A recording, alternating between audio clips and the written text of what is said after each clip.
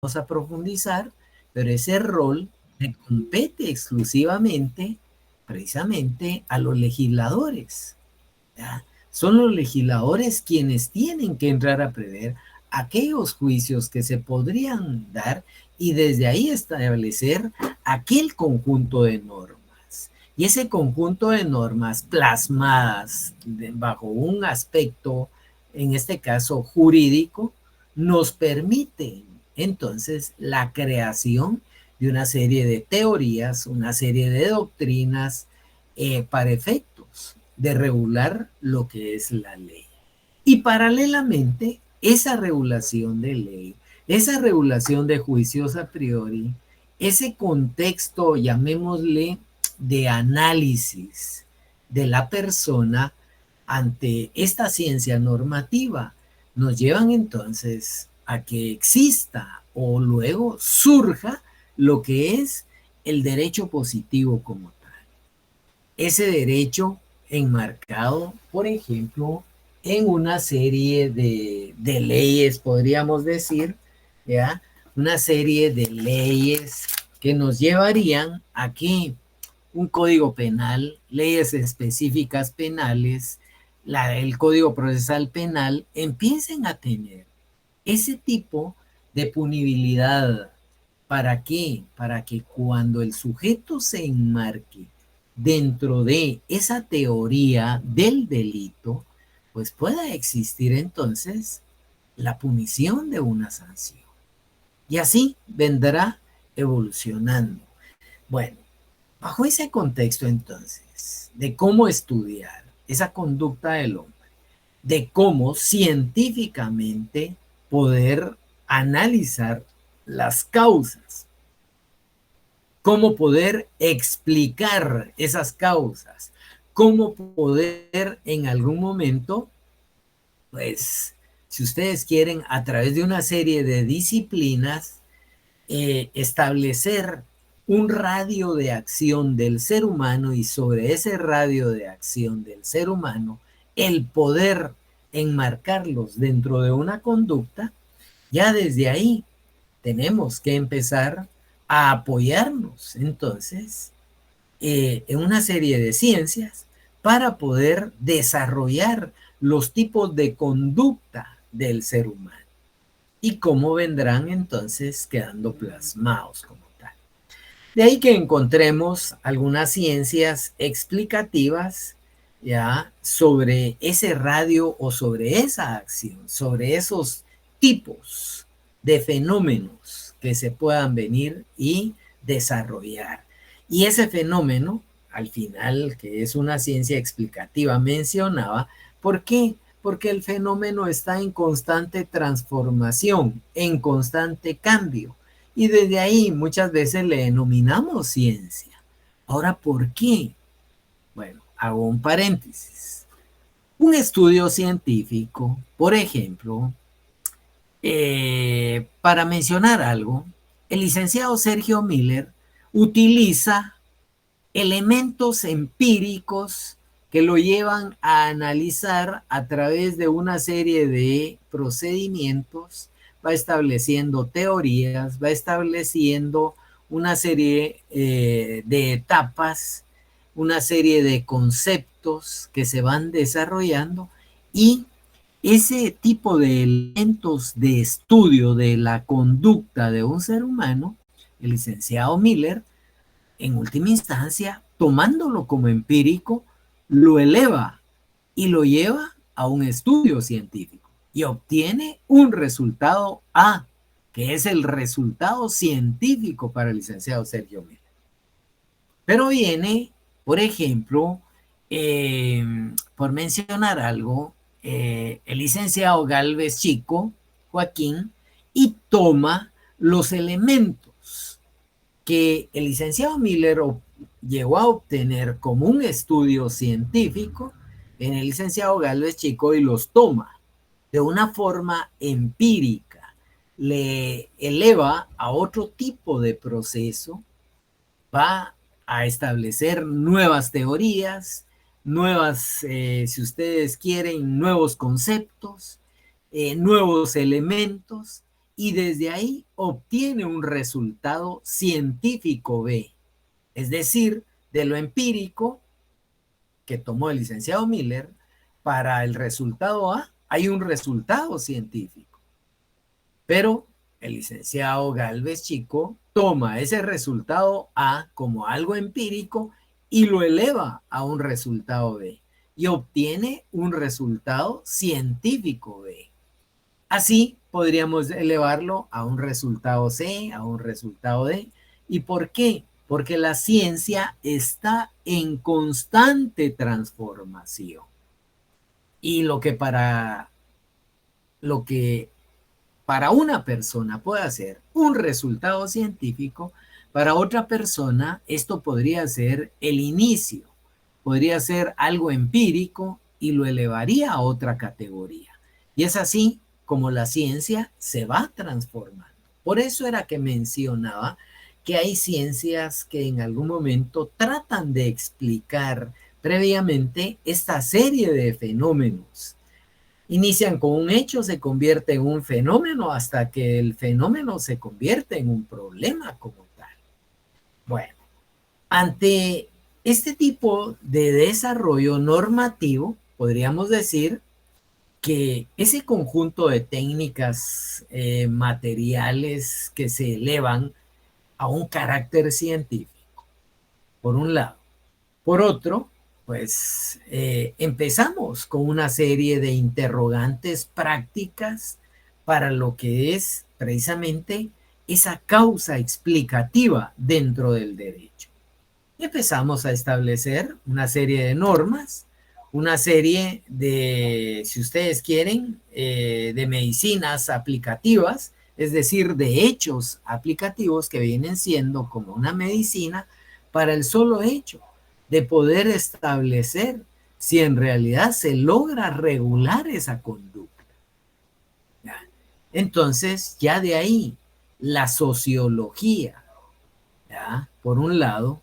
Por otro lado, lo que es la psicología. Por otro lado, lo que es la antropología, como ciencias, nos empiezan precisamente a ubicar como determinado grupo. Recuérdense, ¿de qué se encarga la sociología? Bueno, sabemos que estudia la evolución de las clases sociales.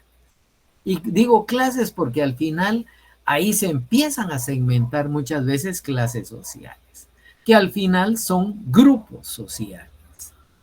No es lo mismo para alguien que pertenece a una pandilla, que tendrá una serie de hechos como conducta social, tendrá un comportamiento, tendrá que realizar algunas tareas para el solo hecho de poder, en este caso, pertenecer a ese grupo social. Y así aparecerá otro. Pero recuerden que la sociología al final no solo estudia ese tipo de conducta, sino que también estudia la evolución de la sociedad. Y en esa evolución de la sociedad podemos ver una serie de factores económicos, políticos, de conducta social, principios, para poder establecer ya cómo ese ser humano dentro de una sociedad muchas veces se salta la barda, como decimos vulgarmente. Ya, no respeta los principios, no respeta los valores de esa sociedad. ¿Y por qué?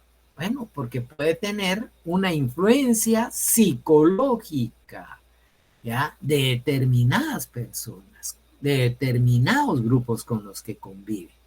Y desde ahí podemos entonces también poder ver cómo antropológicamente existen genes, existen conductas de desarrollo corporal, sobre todo las abáticas, aquellos pómulos pronunciados, aquellos cráneos estirados, aquel tipo de rasgos que al final lo único que nos llevan es a que ahí sí que la persona empiece a ser estigmatizada por ese tipo de conducta o por ese tipo de figura que podría tener en algún momento.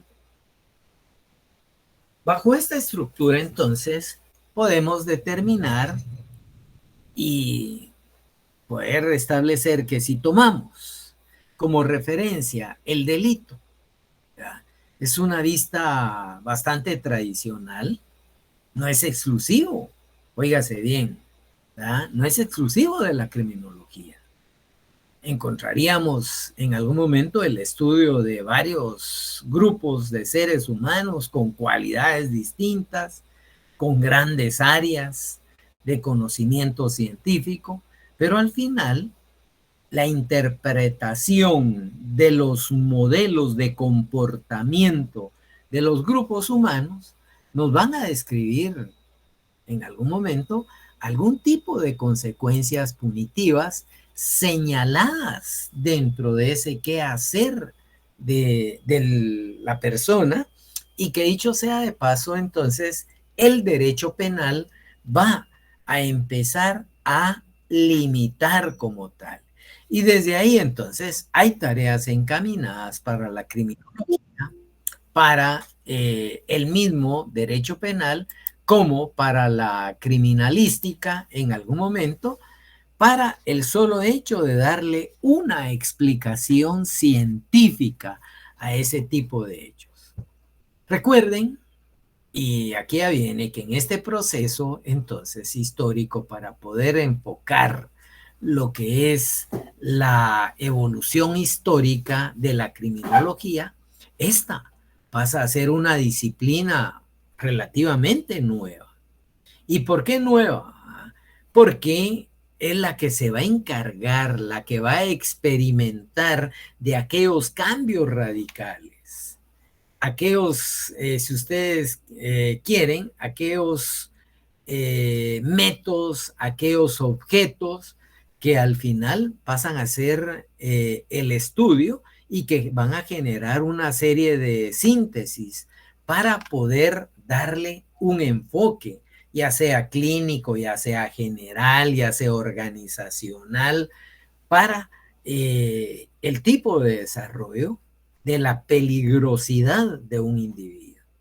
Y desde ahí podemos entonces agrupar bajo esta denominación, es decir, bajo la criminología, con un enfoque tradicional, aquel tipo de delito con un sentido jurídico penal. ¿Ya? Ese estudio de la criminología, entonces, bajo lo que es el delito en un sentido jurídico penal, lo que pretende al final es explicar la criminalidad como fenómeno individual. Ya de ahí tenemos entonces que en ese enfoque tradicional de lo que es el desarrollo de una corriente de opinión dentro de la criminología, aparece el positivismo.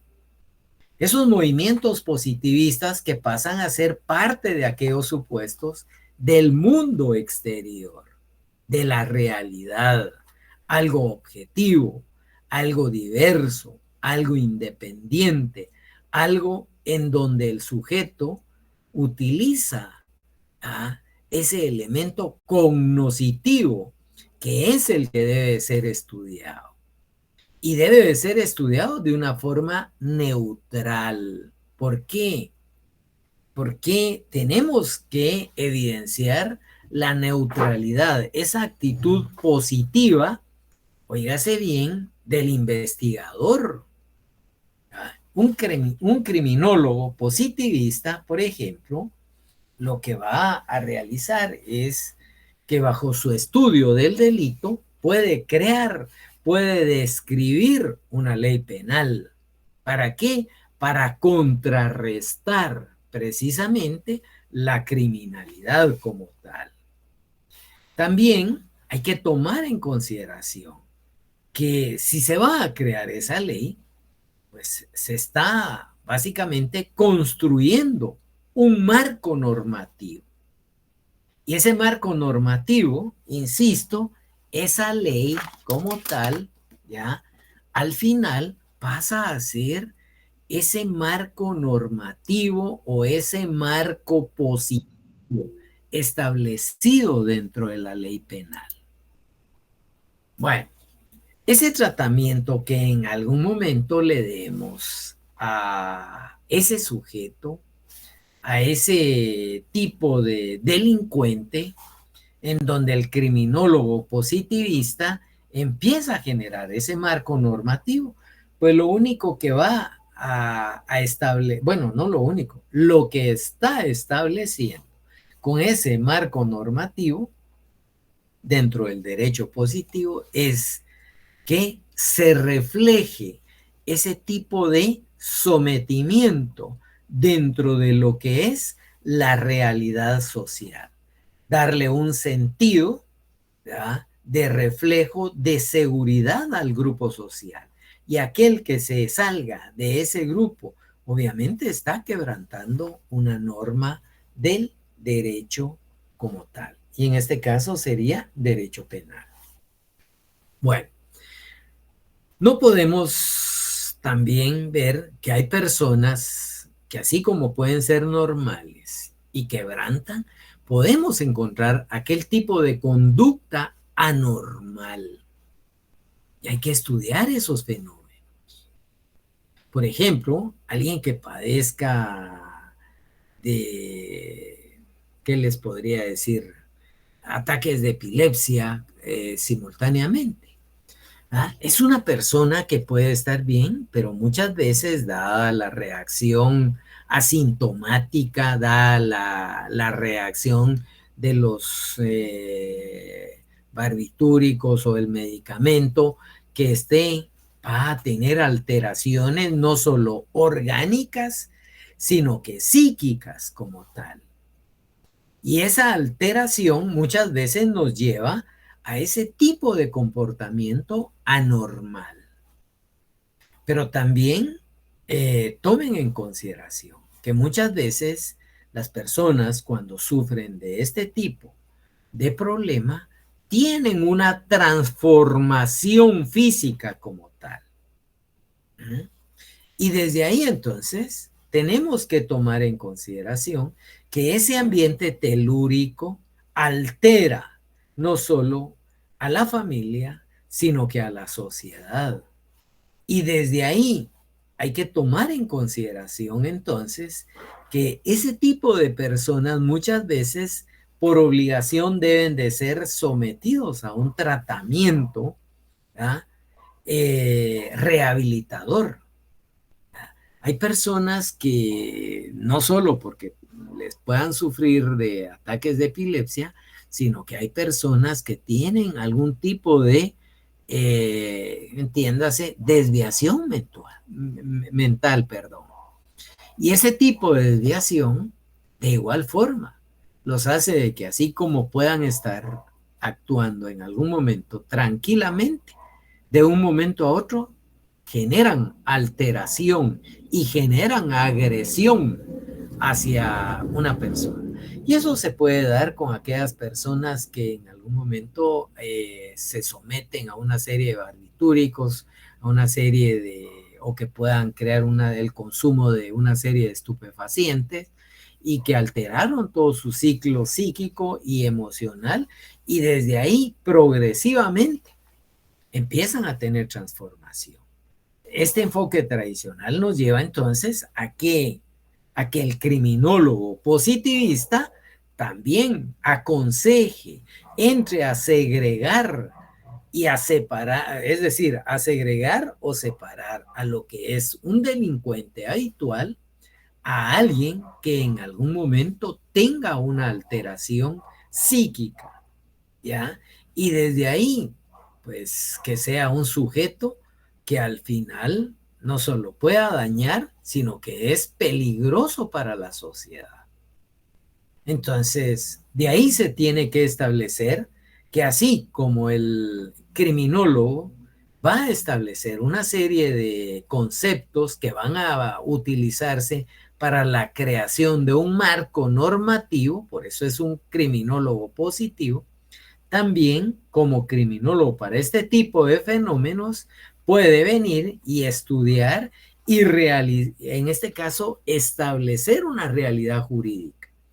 Y esa realidad jurídica pues no solo nos lleva a un tratamiento penológico, sino que, bueno, cuando digo penológico me refiero a un tratamiento rehabilitador como tal, y con esto, pues poder establecer claramente lo que establece la ley y que pueden marcar a través de una punición de un delito, es decir, se establece el delito y por lo tanto hay una punición, hay una pena, los elementos tanto positivos como negativos y accidentales que se puedan dar dentro de un delito, lo enmarcan y van a ser objeto de una pena.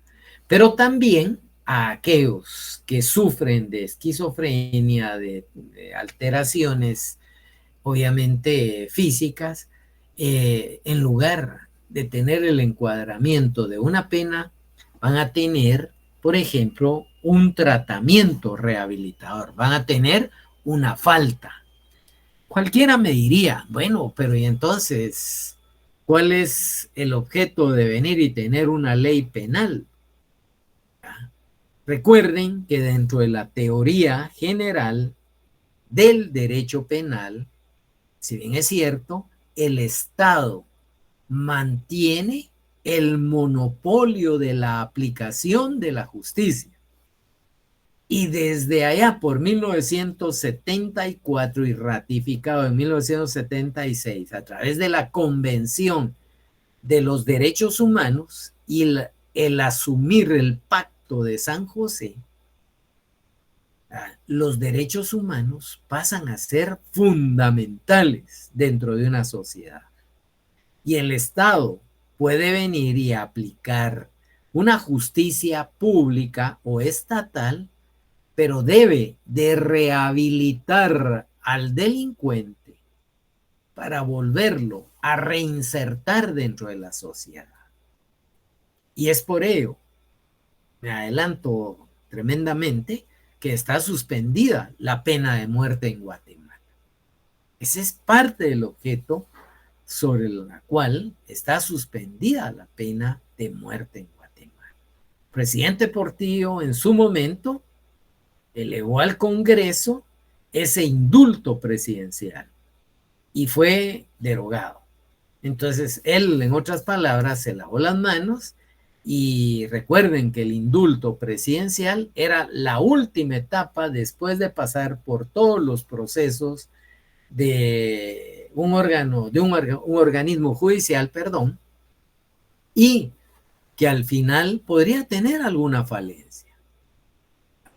Posteriormente se intentó, no tuvo éxito. Recuerdo que el presidente Colom, que en paz descanse, también intentó reactivar precisamente algunas posturas para eliminar totalmente lo que era la pena de muerte. Y después del presidente Colom se ha escuchado una serie de ofertas en cuanto a la aplicación de la pena de muerte.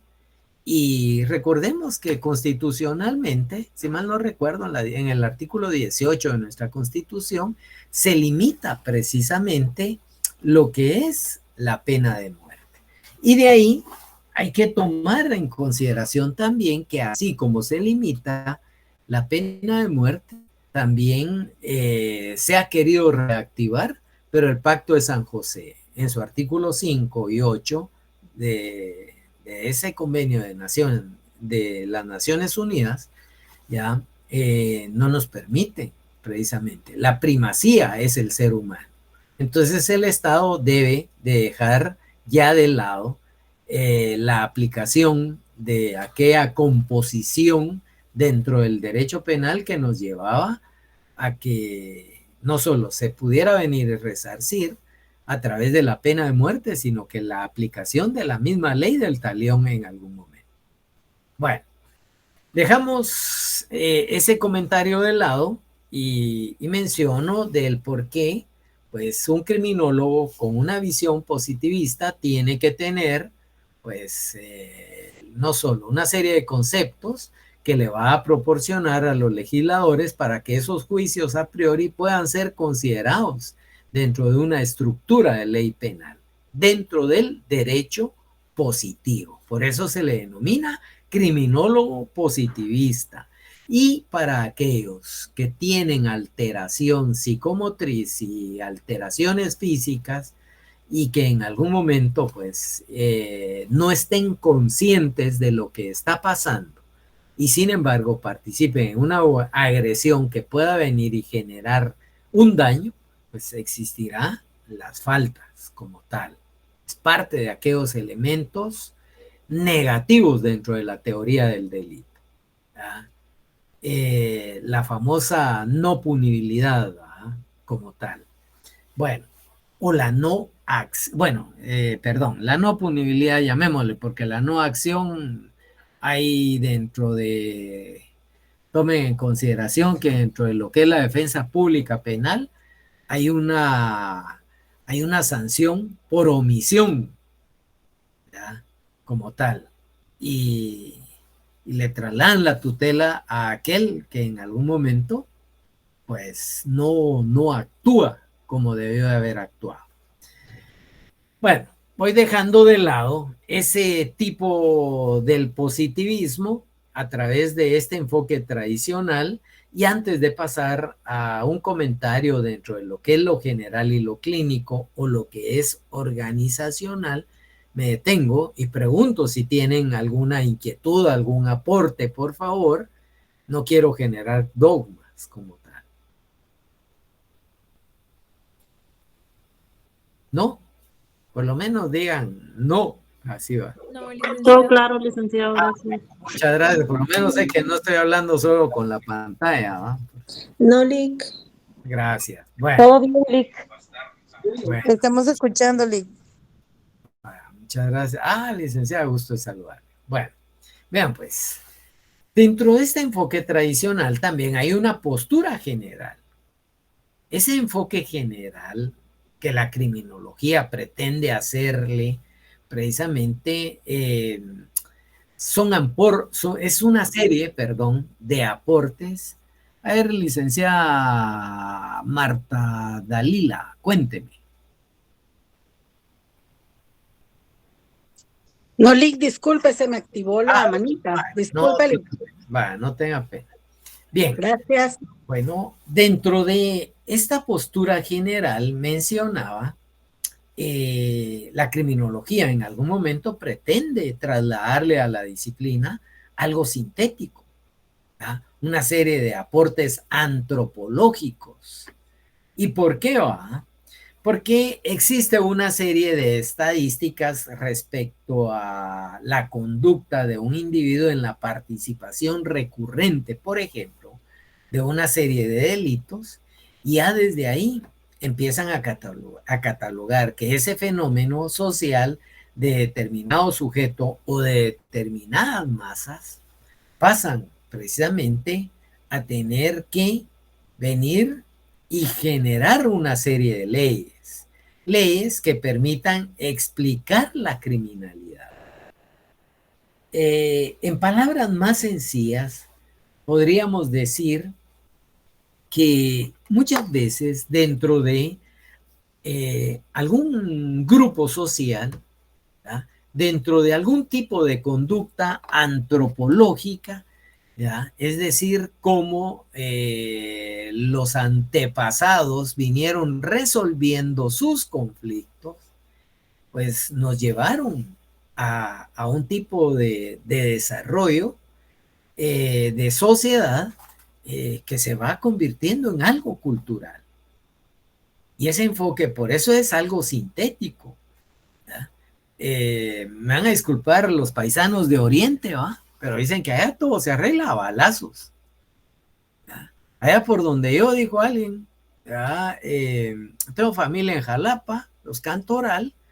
Recuerdo que muchas veces se escuchaba a los abuelos venir y decir, no, déjenselo a Dios, ¿va? Ya Dios se encargó de él, y así las familias venían terminando.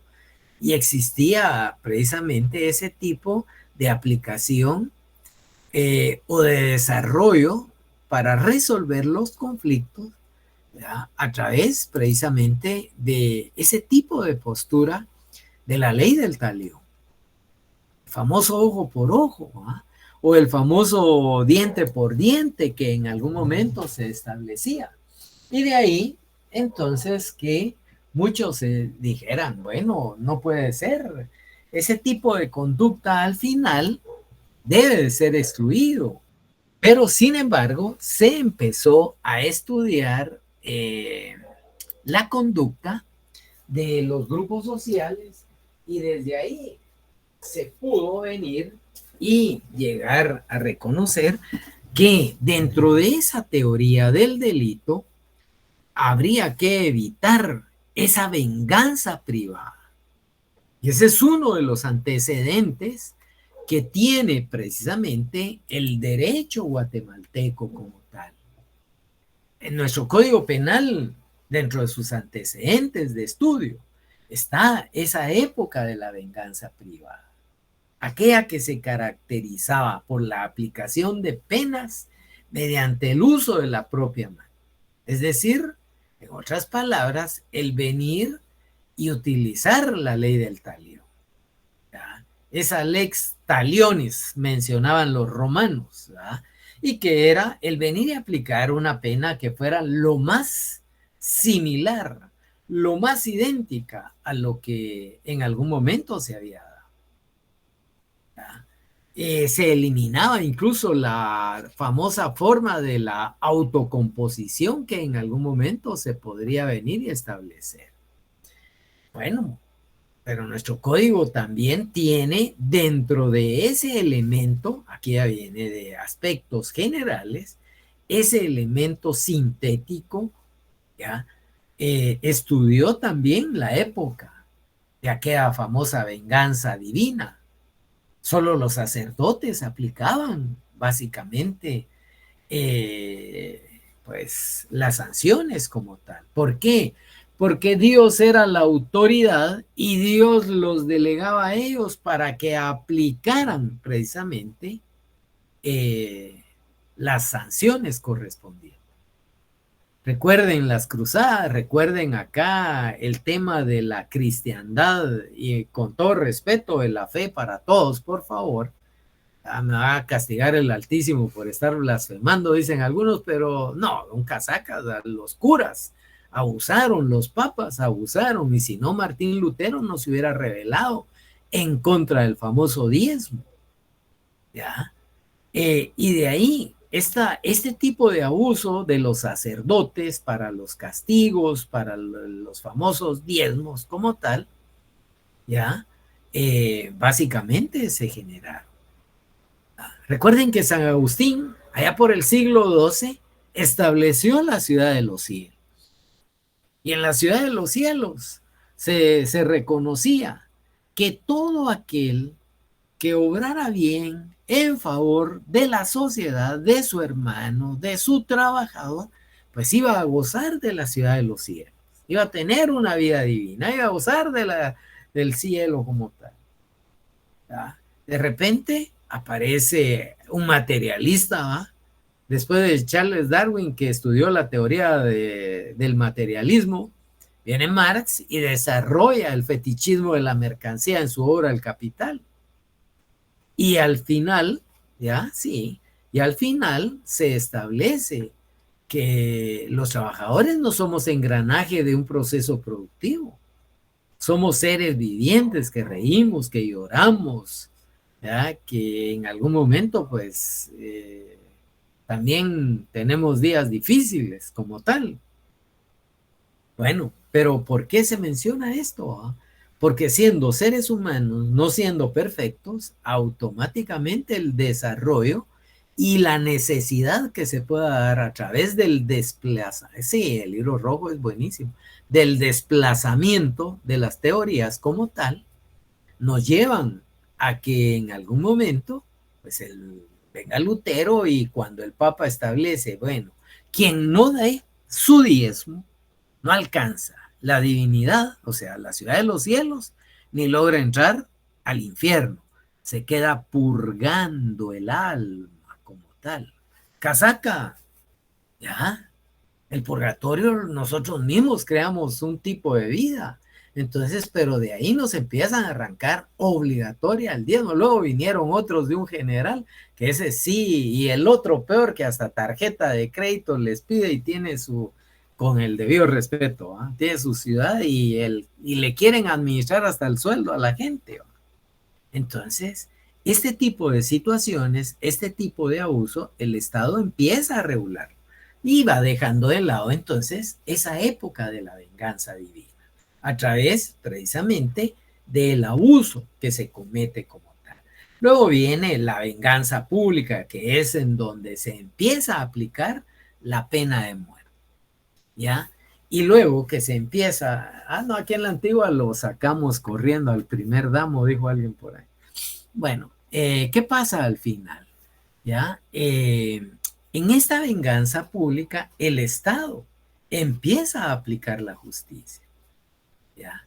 Y cuando el Estado empieza a aplicar la justicia, pues empieza la época humanitaria, que es de la Edad Media en adelante, hasta que caemos posteriormente, ya siglo XIX, con el aparecimiento de algunas normas y empieza el desarrollo del derecho divino como tal.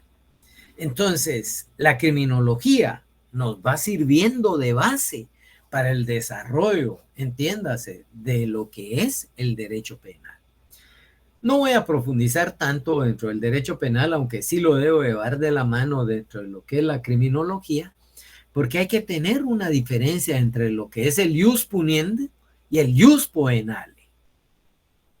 Recuerden que son dos puntos básicos, fundamentales o principales para poder definir lo que es el derecho penal, que es lo que en última instancia la criminología como ciencia le aporta los elementos para el buen funcionamiento y desarrollo del derecho penal. Y ese ius punendo, o ius puniendi, como le denominan los romanos, pues era lo que el Estado en algún momento utiliza para poder castigar. Esa facultad que tiene solo el Estado, esa autoridad para dictar leyes penales, ¿ya? Y desde ahí, pues es una garantía indispensable del Estado de Derecho y que las figuras delictivas, la criminología nos va a apoyar. Mientras que el ius poenale va a ser ese conjunto de normas que regulan los delitos, las faltas, que en algún momento también se puedan venir a establecer. Entonces, ya desde acá existe el encuadramiento, el ius poniendo el Estado. Ustedes votaron ahorita por alguien, sencillamente le dijeron a ese alguien, aquí está mi voto, y usted puede venir y trasladar todas las leyes, nos puede imponer todas las leyes que desee. Ahí hay un ius puniendo como tal. Por el otro lado, el ius poenale, todo lo contrario, ¿eh? Las leyes le van a regular que es un delito, que es una falta, y va a existir el encuadramiento como tal, ¿ya? Para el hecho de poder, en este caso, pues emanar, si ustedes quieren, ¿ya? Aquellos procedimientos, ¿ya? No solo aquellos procedimientos, sino que aquellas sanciones desde un punto de vista técnico, desde un punto de vista sustantivo, desde un punto de vista adjetivo como tal.